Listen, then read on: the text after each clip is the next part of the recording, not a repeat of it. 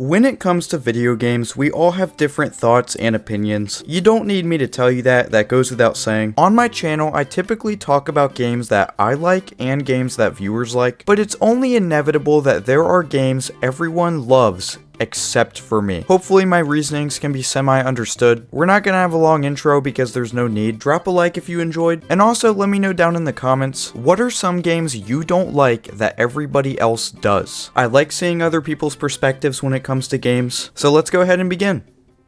Let's begin with the game I played earlier this year, Blasphemous. Blasphemous is not a bad game at all, let me be clear. However, these are the reasons I did not enjoy the game most of the time. The first reason is that I had pretty high expectations. I had just finished Castlevania Symphony of the Night and Prince of Persia: The Lost Crown, two other Metroidvanias that I seriously loved. And then I played Blasphemous and realized it was Blasphemous. I would probably give this game around a 7 out of 10 objectively speaking. There's not really that much wrong with the game, and it does do one thing particularly well, and that's boss fights. They're really well done in this game and were the one thing in the game that exceeded my expectations. The problem was, well, mostly everything else about this game was less interesting than other Metroidvanias I've experienced. Example, a major thing I like from Metroidvanias is movement upgrades.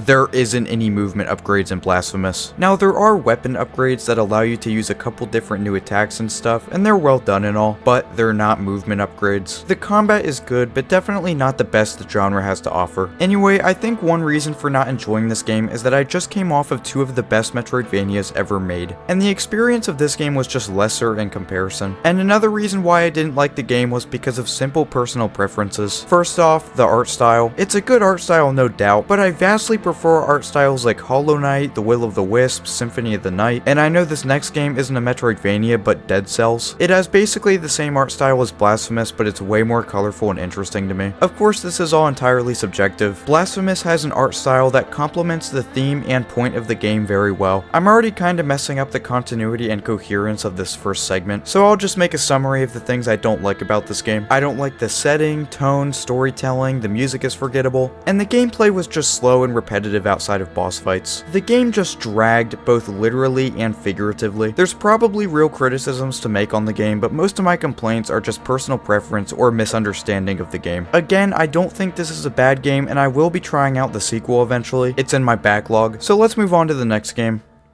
Now, I'm gonna be honest, this next game is the only game on the list I would consider to be legitimately not a great game, and that's LEGO Star Wars: The Skywalker Saga. Now, if you take a look at the reviews for this game on Metacritic, you'll probably get the impression that it's a pretty good game overall. It's not. I don't doubt that kids would really enjoy the game, but I think it's a very flawed and boring LEGO experience. And I'm saying this both as a fan of LEGO games and of the Star Wars franchise. The main issue with the game is how horribly fast-paced it is. So in the Skywalker Saga, the game covers all 9 mainline Star Wars movies, and I guess they thought this means they need to rush every single movie to the point where it's so oversimplified with basically little mission variety. You can literally be playing through Episode 2 Attack of the Clones, blink once or twice, and boom, you're on Episode 6 Return of the Jedi. If they just made the missions longer and more interesting like they were in the older LEGO Star Wars games, I think I would be a lot more favorable towards it. But as of right now, not only did I not enjoy it, I think it's legitimately a mediocre game. Why couldn't it have been more like LEGO Jurassic World? A game that focused on all 4 Jurassic movies at the time and did an exceptional job with the pacing and missions. I know the Skywalker Saga is covering 9 movies instead of 4, but still. Another thing about this game is the gameplay is pretty different compared to other LEGO games. You still have the same general attack methods, and it's still supposed to be the same general style of gameplay, but the puzzles especially are very lousy in this game, and so is blaster combat. It's just so boring, repetitive, and unrefined. Once again, I get this is a LEGO game, but fighting with guns in this game just seems like a shittier version of Star Wars Battlefront, and it's just, in my opinion, very clunky and unamusing. There are some good things about the game though. For one, there's some decently funny moments, and I enjoyed the cutscenes overall, even though the pacing is bad. For two, they actually made the sequel movie somewhat tolerable, which is something I didn't even know was possible as a Star Wars fan. Either way, I think this is one of those games we're all gonna have mixed opinions and emotions about, but based on online reviews I've seen, it seems like most people thought the game was decent and enjoyed it. However, I did not enjoy it, so that's why it's here. I'd probably give it a 6 out of 10 overall because even though it has a ton of issues, it's aimed towards children and they'll enjoy it. Also, I played through the whole game by myself, so maybe it's better with friends.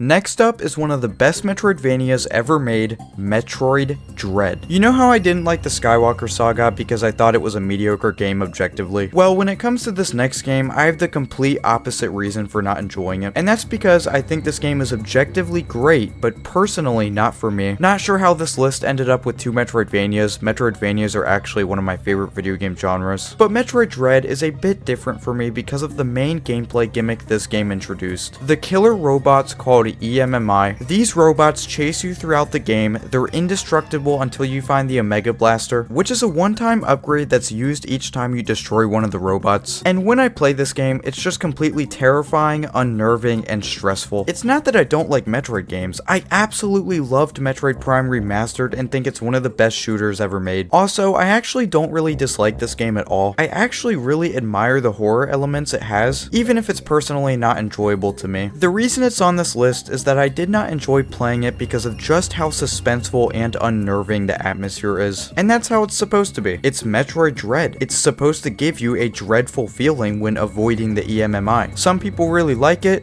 I don't. But I still like what the game is going for. Of course, avoiding the EMMI isn't the only thing you do in this game. I'd say that's only around half of the game. The other half of the game was, I would say, decently enjoyable to me. Bosses are good, soundtrack is good, combat is decent, but because of how much I dislike the EMMI sections, I'd say I didn't enjoy this game nearly as much as the majority of players. It's still a fantastic game, but its main gimmick is one I do not enjoy, and that's basically all I have to say.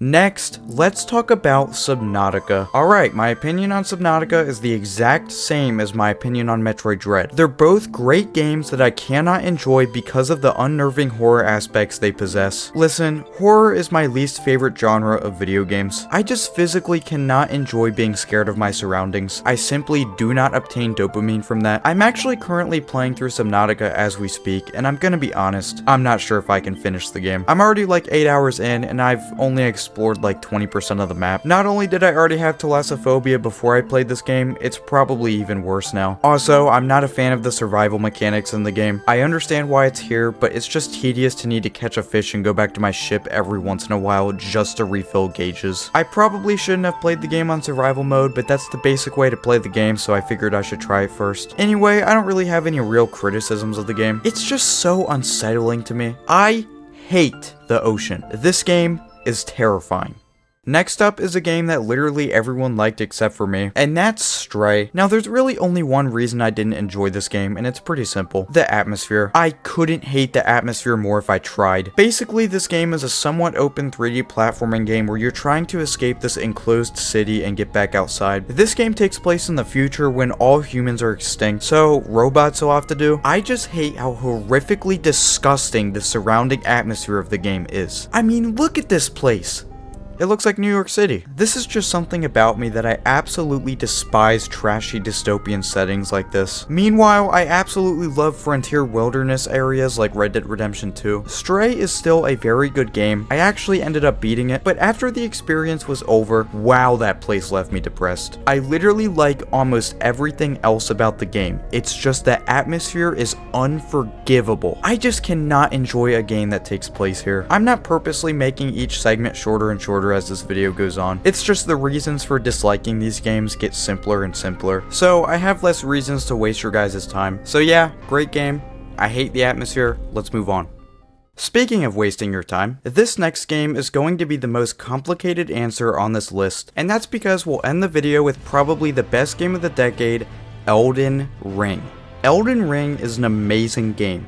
I didn't like it. There are many reasons why I didn't enjoy the game despite acknowledging its great moments. First of all, I had zero background in the Dark Souls series of games, meaning I was completely awful at this game throughout my playthrough, so a lot of the frustration could have been avoided. Another reason, I didn't like the story or its characters. The story failed to get me interested at all, and all of the characters were so weird and disgusting looking that I genuinely just disliked most of them. I genuinely could not care about this game's story or narrative in the slightest. And next up is the biggest reason. The biggest reason I did not enjoy Elden Ring is because I simply do not enjoy boss fights that are ridiculously difficult. One of my friends said he spent 8 hours fighting the final boss of the Shadow of the Erdtree DLC, and it was some of the most fun he's ever had. I could not do that for a single hour without wanting to throw up in my mouth. It is simply not fun for me to get my ass handed to me by bosses. Even when I prevailed over bosses in the base game after failing so many times, so what? I didn't receive the same accomplished feeling that so many people claim to feel after defeating a boss. The only thing I felt was relief that I never had to endure that painful experience again. Of course, there were some bosses I liked in this game, but a lot of them I absolutely couldn't stand. While there are some things I could objectively criticize about the game, the bottom line is I didn't enjoy it for subjective reasons. I do not enjoy insanely difficult video games. You may be asking, then why did you even play the game in the first place? Well, it's kinda hard to not give the game a try when everyone else is talking about how good it is. Not to mention the amount of people who personally recommended the game to me, whether it's in the comments or in person. There were fun bosses in the game, no doubt. It's when there's a boss that takes 80% of my health in one hit that just makes me not care at all. I did actually finish Elden Ring, in case you were wondering. Actually, funny story about that, I beat the game the day before the DLC released. And if you remember, the DLC also updated alongside a patch, and in this patch was a feature where you can use the horse in the final boss room, because the boss was originally intended for it. In other words, if I had just waited one day, the final boss would have been way easier. But no, of course I had to go ahead and finish the game, and the final boss was tedious as hell. Obviously I had no idea that the DLC would bring that patch, but I mean, it was just the icing on the turd. Actually, while I was in the process of making this video, I went back and played the original Dark Souls to see if it would be more of my type of game, and